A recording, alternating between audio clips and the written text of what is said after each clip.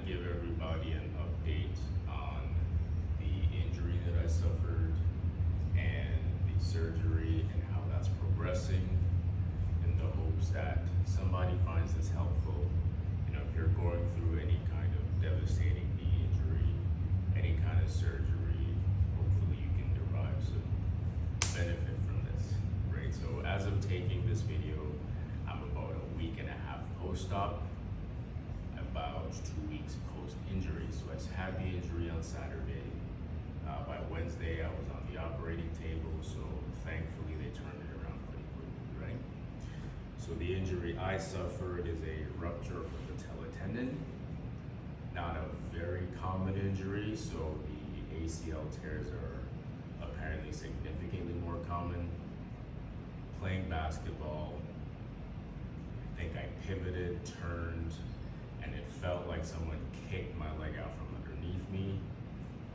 I'm like, hey man, I'm on the ground crumbling in pain. I'm like, hey, what did you do that for? The guy's like, what are you talking about?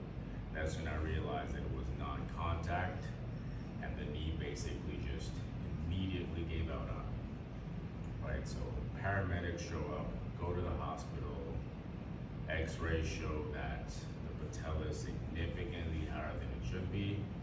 You know, failed the knee extension test, and that's a pretty clear sign that the injury is a rupture of the patellar tendon, right? So again, thankfully, surgery happened pretty quickly, 4 days later.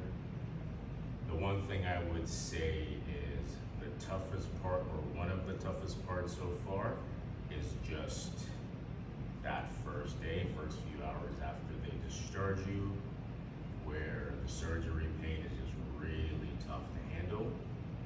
I will say this, in my experience, it lasted about 24, 36 hours. It does get better. You will probably feel a lot of pain after surgery. Tough it out, it'll start to improve. For me, the second I felt some sort of relief, I got on the opioids, just started dosing Tylenol, aspirin. I was actually given aspirin to prevent blood clots. And so yeah, that first week or so, you will not be doing any weight bearing. The one thing that me being in the fitness industry would do differently than what they typically advise you is to get moving sooner rather than later.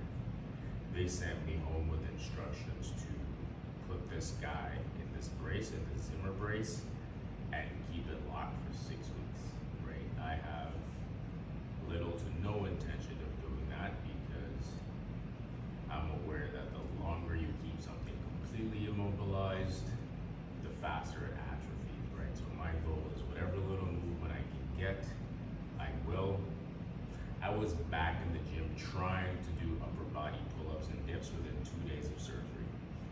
Probably a little bit too fast. I did suffer a little bit of a setback in terms of pain in the knee again after that, but hey, in my opinion, moving a little bit too early, the necessary sacrifice versus moving way too late, and you basically have to learn to reuse your muscles, reuse your joints all over again, right? So that's the update as of now. Again, this is day 8 post-op. Stay tuned, follow, like, subscribe, support. I'll keep you posted in real time as things happen. I hope somebody found this